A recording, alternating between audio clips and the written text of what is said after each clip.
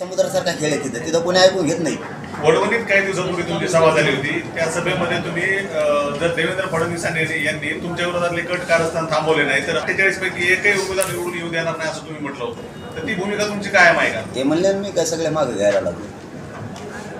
त्याच्यावर त्यांनी फोन करून सांगितलं ना, बोलले ना ते माझ्याशी, परत बोलायचं नव्हतं तरी फडणवीसांचा फोन झाला. त्यात काय मी काय आपल्या पोटात काव काय ठेवत नाही आपण. त्याने रात्री 3 वाजता केला, मी 1 वाजता घेतला नाही. म्हणलं मग त्यांचं नाही जुळायचं आपल्याला, नको नाही म्हणले बोलात लागलं.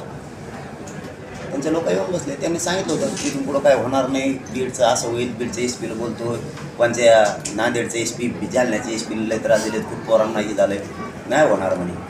काय झालेलं मी कशाला करत, पुन्हा चालण्यात सुरूच आहे. याचा अर्थ एकीकडून गोड बोलायचं आणि दुसरीकडून मराठीत वेळ दाखवायचा आणि मराठीत संपवायचे, असंच दिसतंय मला. आपल्याच बांधवांनी कोणीतरी विचारलं होतं की इकडे जी शिकवरती गुन्हे दाखल सुरू आहे, एकीकडून सांगायचं आता काही होणार नाही बाबा, कशाला हे करायचं ते करायचं.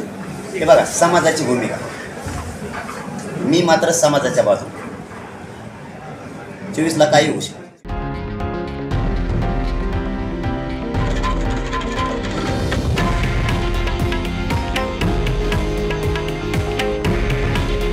हे आहे देशातील नंबर 1 न्यूज नेटवर्क आणि आपण पाहत आहात TV9 मराठी.